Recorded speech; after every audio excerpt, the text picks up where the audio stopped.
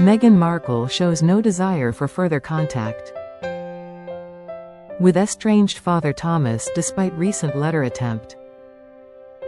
The deep and long-standing rift between Meghan Markle and her father Thomas Markle remains unresolved. Despite a recent gesture of outreach from the Duchess, royal commentator and author Richard Fitzwilliams shared his candid analysis with GB News this month. Following Thomas Markle's serious medical emergency, on December 3, 2025, the 81-year-old underwent emergency lower leg amputation while receiving treatment in a hospital in the Philippines where he now resides. The news of the surgery spread quickly, sparking concern among relatives and observers worldwide. In the immediate days after the operation, Meghan attempted to reach her father directly, but those initial efforts did not succeed. Her spokesman later issued a statement confirming that a personal letter had been delivered successfully through reliable and trusted intermediaries. The same statement sharply criticized the Daily Mail for allegedly reporting from the bedside, a claim the newspaper categorically denied. This public dispute added yet another layer of intense media scrutiny to an already highly visible family estrangement that has unfolded for years. Against this tense backdrop, Richard Fitzwilliams offered a measured but sobering assessment. He stressed that the exact contents of Meghan's letter remain private and unknown to the public. However, the overall picture that emerges continues to appear bleak and without progress. Fitzwilliams described the ongoing estrangement as deeply damaging for both father and daughter,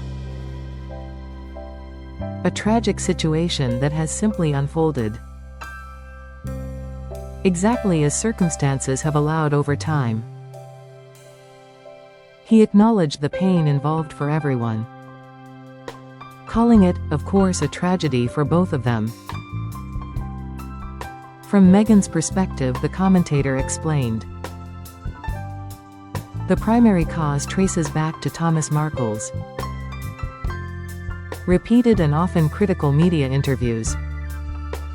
The retired Hollywood lighting director has spoken extensively to television stations and tabloid outlets since 2018. In many of those interviews, he expressed criticism and shared private details about Meghan and Harry. He toured around giving interviews to TV stations, attacking and being critical and so forth. Fitzwilliams observed, and you can see why the problem arose. From that point of view, he added, these public statements created a fundamental breach in trust that has proven very difficult to repair. At the same time, Fitzwilliams highlighted several lingering and unexplained questions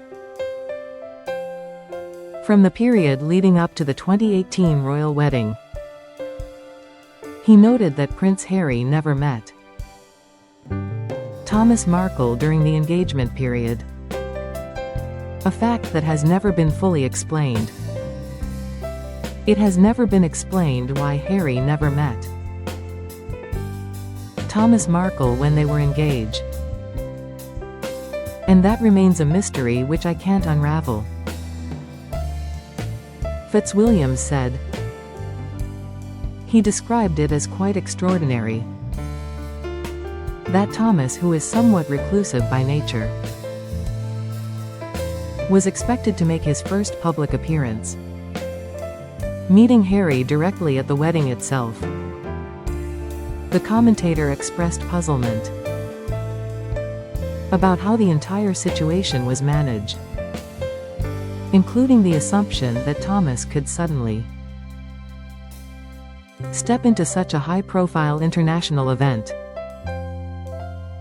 Fitzwilliams went further, suggesting the Markle family issue fits into a broader pattern of estrangement in Meghan's life. This problem remains, however, that she's fallen out with the royal family as well, and conducted a ruthless campaign against them. He commented, the Sussexes' decision to step back from royal duties in early 2020 was followed by the explosive Oprah Winfrey interview in 2021. Prince Harry's memoir Spare, published in 2023, further deepened the divide with the institution. Fitzwilliams argued that this wider context heavily influences the public perception of Meghan's actions or lack thereof. He questioned whether Meghan would choose to make any public-facing gesture during Christmas, even if such an act would be personally challenging.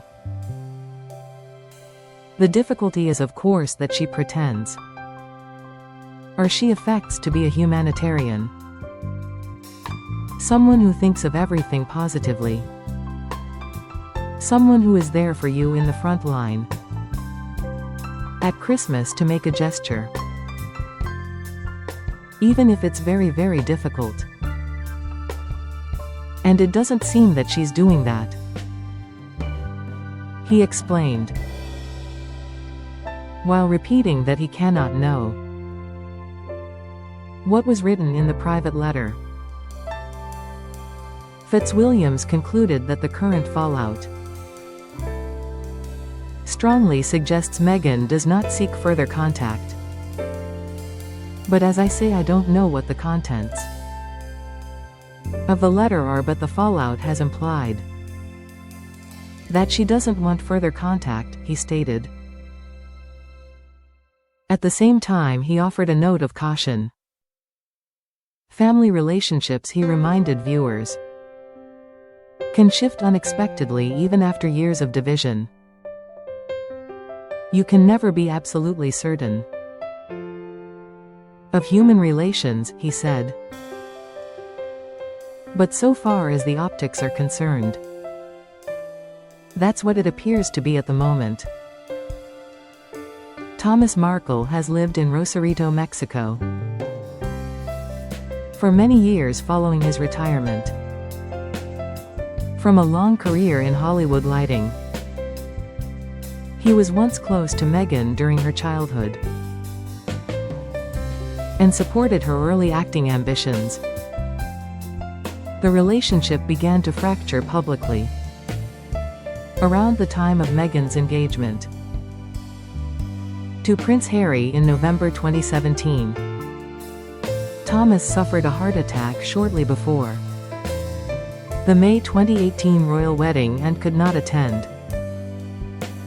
He later admitted to collaborating with paparazzi for staged photographs in exchange for money, an action that caused deep embarrassment to Meghan and the royal household. Since then, Thomas has granted numerous interviews to British tabloids, American networks, and international media outlets. Many of those conversations included personal criticisms and revelations that widened the emotional gap further. Meghan has spoken publicly about the pain caused by the estrangement with her father. In her 2021 interview with Oprah Winfrey, she described the situation as heartbreaking and one of the most difficult parts. of her life in the public eye. Prince Harry has also expressed sadness that their two children, Archie and Lilibet, have no relationship with their grandfather. The recent health emergency brought the long-standing issues back into sharp focus. Meghan's decision to send a letter through trusted intermediaries was viewed by some as a compassionate step during a difficult time. Others interpreted the absence of any follow-up as confirmation that meaningful reconciliation remains out of reach at present. The Sussex family spent Christmas 2025 in their home in Montecito, California, with their children Prince Archie and Princess Lilibet. They kept a relatively low profile, focusing on private family celebrations, away from the usual media glare. Meanwhile, Thomas Markle continues his recovery in the Philippines, where he receives support from family members living in the region. The amputation represents a major life change for a man already managing age-related health challenges. Public fascination with the father-daughter relationship shows no sign of diminishing, as it remains one of the most discussed elements of Meghan Markle's personal journey. Richard Fitzwilliam's commentary underscores the layered complexity of the situation. He balances sympathy for both parties while acknowledging the deep and persistent divide. As the year 2025 draws to a close, the possibility of renewed contact remains open but highly uncertain. Human relationships, Fitzwilliams reminded us, are never entirely predictable. For the moment, however, the public narrative suggests Meghan Markle does not appear to want further contact with her father,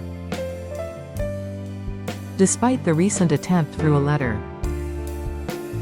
The story of a once close family, now fractured and distant, continues to unfold under global scrutiny. Whether time-healing circumstances or unexpected events will one day bridge the gap is impossible to know. Until then, the estrangement stands as a poignant reminder of how even the strongest family bonds can fray under pressure, misunderstanding, and years of public exposure. Meghan pursues her work through